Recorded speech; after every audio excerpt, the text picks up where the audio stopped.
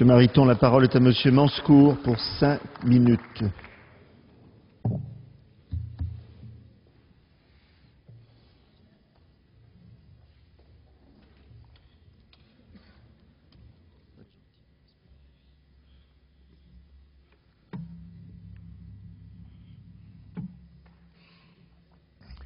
Monsieur le Président, Madame la Ministre, Monsieur le Ministre,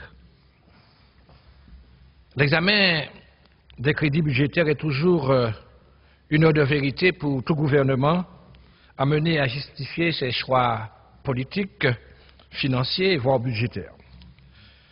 En ce qui concerne les crédits de la mission Outre-mer, ils dévoilent la volonté ou non de conduire une politique de progrès économique, social, environnemental, au bénéfice des populations ultramarines. Pour éviter toute redondance avec les collègues qui m'ont précédé, je ne vous ferai pas bataille, je ne vous livrerai pas bataille avec des chiffres et des pourcentages, tant il est vrai que votre budget a, entre autres, pour mission, il faut le dire, de participer à la réduction du déficit abyssal de l'État, de rééquilibrer ses comptes, et également de rentrer dans les critères de Maastricht qui prescrivent à tout État de l'Union européenne des directives précises et claires, endettement public inférieur à 60% et déficit budgétaire ne dépassant pas les 3%. Et pour ce faire, le gouvernement instrumentalise à l'offre. L'expérience de sa mise en œuvre permet aux différents ministères, et en particulier à celui de Bercy, qui dispose de jugement d'opportunité, de faire les coupes sombres autant que de besoin. Si nous avions encore besoin d'une preuve de la volonté de votre gouvernement de faire des économies, nous la trouverions dans la disparition dans ce projet de budget des 29 millions d'euros consacrés au congé solidarité. Ce dispositif participait de la politique en faveur de l'emploi des moins de 30 ans et a ainsi permis la baisse du chômage de 2 points, même si ça augmente aujourd'hui en Martinique, baisse que vous mentionnez d'ailleurs comme étant à l'actif de l'action de l'État.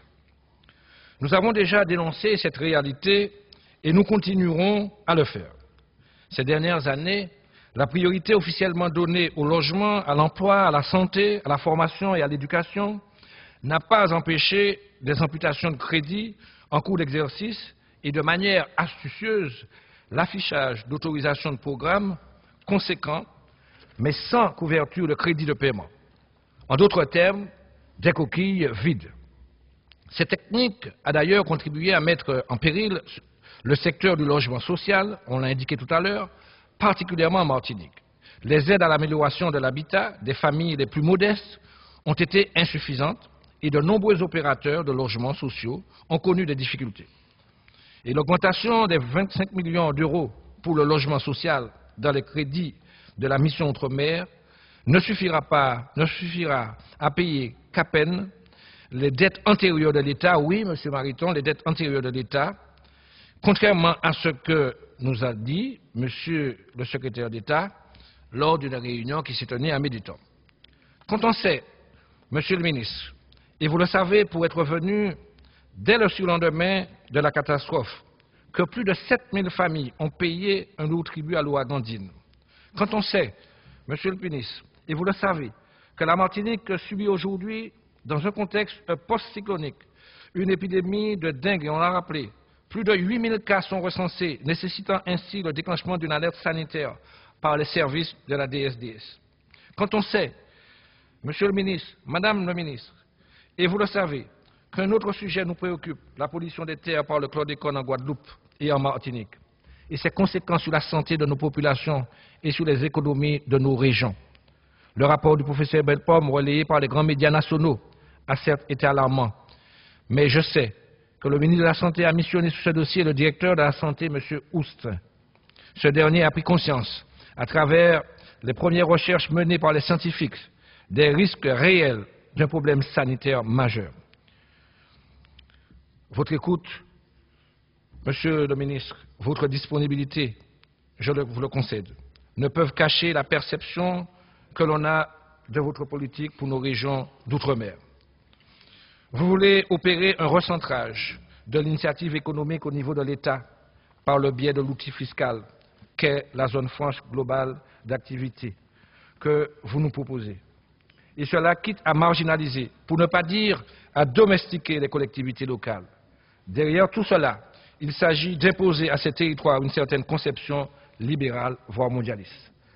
S'agissant de la zone franche globale d'activité, parée des vertus baisse du coût de travail et de redynamisation de l'économie des DOM, nous ne savons toujours pas comment seront financées les compensations aux collectivités, notamment communales, qui seront privées d'une part de leurs recettes de fonctionnement, taxes foncières et professionnelles.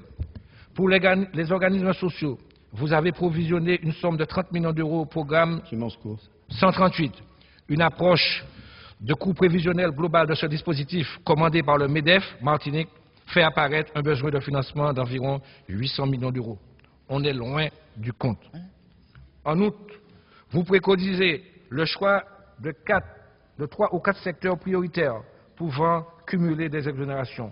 Choix difficile, voire douloureux, quand on sait que les secteurs qui représentent une part importante de l'activité et de l'emploi, secteur associatif, économie sociale, font en pâtir. Je termine. Non, mais terminez. Ils s'en verront écartés sans savoir pourquoi, ni sur quels critères objectifs, et encore moins à partir de quel modèle économique de référence. Merci. Je crains, Monsieur le ministre, que nous ne fassions fausse route. Monsieur le ministre, je termine, monsieur. Non, mais terminez. Monsieur le ministre, lors de votre audition devant la commission des affaires économiques de l'Assemblée nationale, vous avez dit que, compte tenu du retard pris par les économies d'outre-mer, le rattrapage n'est pas seulement une nécessité, mais une exigence. Merci, M. Manscour. M. Manscour. Je termine. Mais non, mais vous terminez, ça fait déjà 2 minutes que vous me dites que vous terminez. Oui, mais en Martinique, je termine, monsieur. Non, mais voilà. Mais non, mais je écoutez, mais non, mais je voulais déjà terminer. On est vraiment contraint et maintenant il y a des... Monsieur le ministre, je ne terminerai pas mon propos sans vous rappeler que des handicaps structurels font vivre aux populations ultramarines des situations difficiles. Merci, M. Manscour. Un taux de chômage 3 fois supérieur à la moyenne nationale, un nombre de RMI 2 fois et demi supérieur à la métropole. M. Manscour. Tels sont, Monsieur le ministre, les quelques réflexions que m'inspire le projet de budget pour l'outre-mer de cette nouvelle législature que vous soumettez à l'appréciation de la représentation nationale. Je regrette, Monsieur le Président. Il y a des collègues qui ont parlé 10 minutes. Monsieur Manscour, votre groupe vous a donné 5 minutes de temps de parole. Vous n'aviez qu'à demander 10 minutes, vous les auriez eues. Oui. Mais on ne peut pas... Je constate que je suis le seul... Non, vous n'êtes pas le seul. Monsieur Manscour, vous êtes à 8 minutes. C'est injuste ce que vous dites. Vous êtes à 8 minutes, vous êtes exprimé pendant 8 minutes. Il n'y a pas d'injustice. Vraiment pas.